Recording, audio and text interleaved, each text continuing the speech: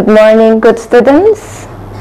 Today we are going to learn about menyatakan dan menanyakan tentang tindakan, kejadian, kegiatan yang sudah atau telah dilakukan atau telah terjadi di waktu lampau tanpa penyebutan waktu terjadinya secara spesifik. Our points here are present perfect tense and simple past tense. Let's see this dialogue. Do you know where all the roads go in this town? Of course, I have lived here since I was a kid. From the sentence that was pronounced by Benny, I have lived here since I was a kid, we have two tenses. I have lived here, and the second one, since I was a kid. I have lived here is in the form of present perfect tense. We call this sentence independent clause. Independent clause or induk kalimat. And the sentence since I was a kid is in the form of simple past tense. We call this sentence as dependent clause or anak kalimat. Okay, let's discuss these tenses one by one.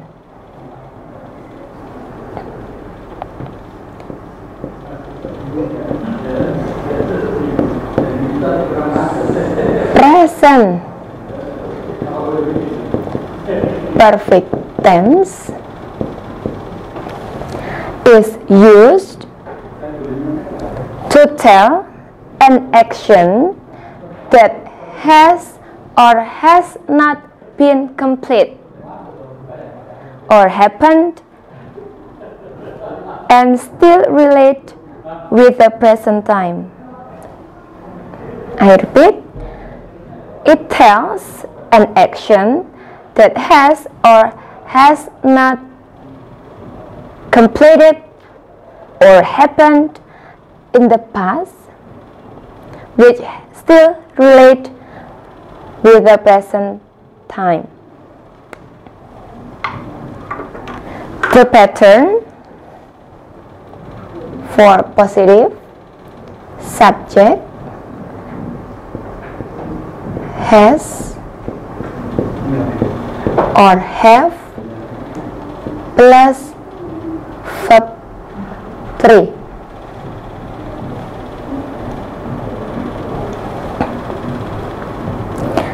And for negative subject has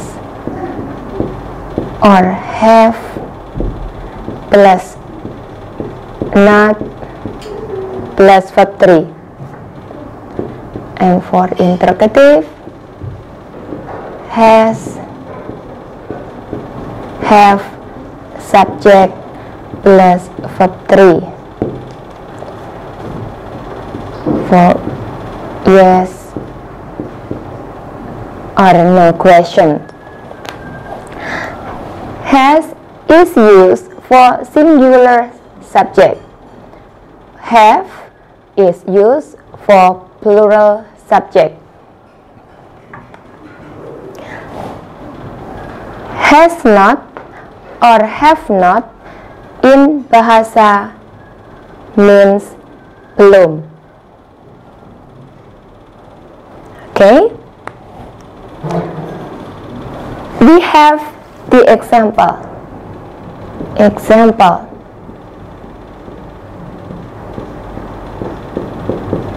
Udin has finished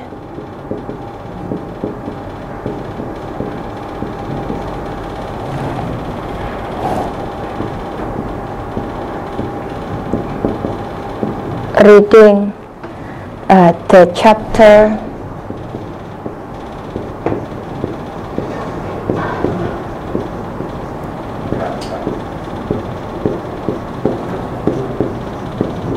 about Madhuris. Means Udin sudah menyelesaikan membaca bab tentang Madura. Or we can change into negative. Udin has not finished reading the chapter about Madhuris. Means Udin belum menyelesaikan membaca bab tentang Madura. To make interrogative, we put has in front of subject. Has Udin finished reading the chapter about Madhuris? Sudahkah Udin menyelesaikan membaca bab tentang Madura? The point that you have to remember, always use verb 3 or past participle. For regular verb,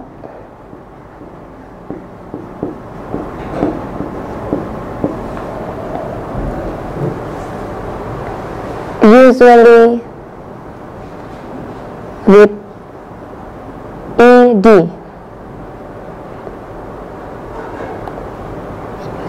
For example, finish become finished. Stop become stop with adding p. Walk become walked. And the other example. For irregular verb, you have to memorize. You can find the irregular verb in your dictionary. Okay. Don't forget, present perfect tense usually has the time signal, which is conjunction. Usually use for or since. The time signal using conjunction. For, since. Okay, this is the explanation for present perfect tense. Now we move to the explanation for the simple past tense. Next, we will discuss about simple past tense. Simple past tense, we will have two sessions. The first one we will discuss about nominal sentence, and the second one will be verbal sentence. The sentence in the form of nominal sentence, it means the sentence does not have verb, or in Bahasa predicate. For the pattern, positive sentence, subject plus was or were plus noun or kata benda, adjective or kata sifat, and adverb, keterangan. For negative sentence, we have subject plus was or were plus not plus noun, adjective or adverb. Noun kata benda, adjective kata sifat, and adverb keterangan. And for interrogative sentence, we put was or were in front of subject. Was or were plus subject plus noun or adjective or adverb.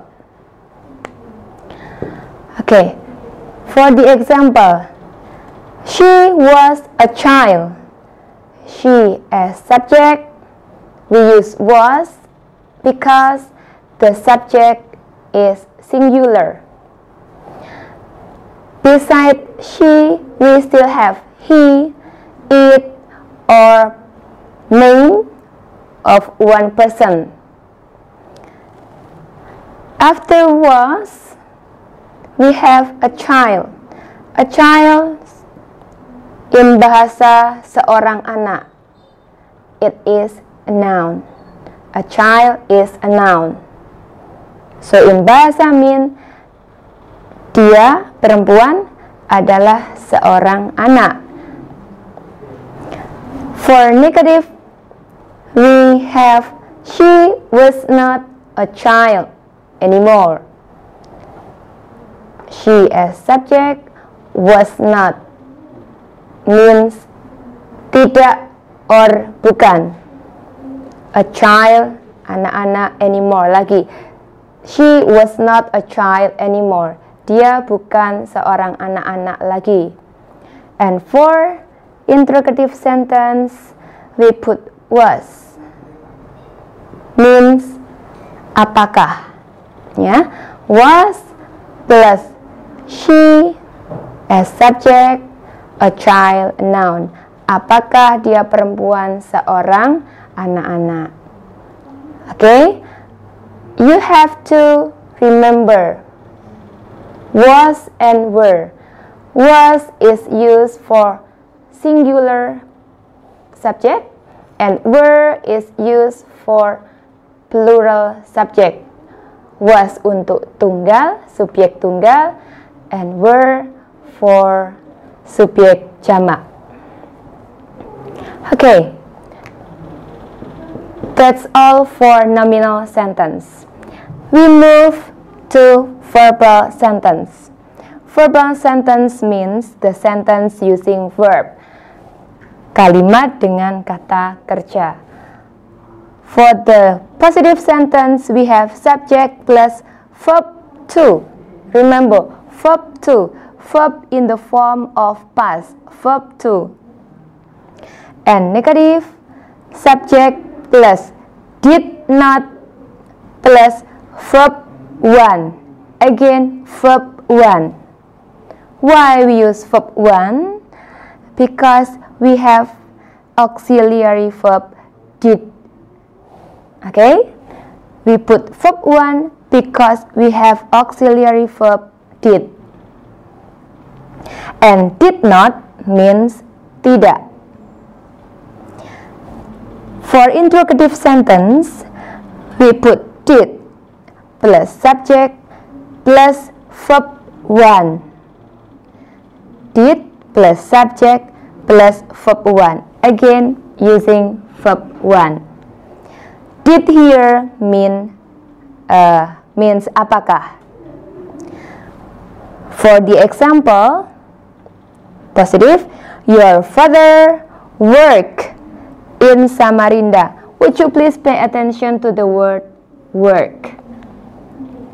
Work is verb 2 for regular verb because we have ed here. So work is the example of regular verb. For negative, your father did not work. Remember, we use work, verb 1. Your father did not work in Samarinda. Again, did not means tidak. Ayahmu tidak bekerja di Samarinda. And for interrogative sentence, did your father work in Samarinda? Work in verb 1. Did here means apakah? Apakah ayahmu bekerja di Samarinda? Okay, I have told you that we have regular verb. Besides regular verb, we have also irregular verb. To make it clear, let's see this table. Okay, after some explanations, it's time for you to have the exercise. Thank you for watching. Hopefully, you have more knowledge about present, perfect tense, and simple past tense. Have a nice try at home and goodbye.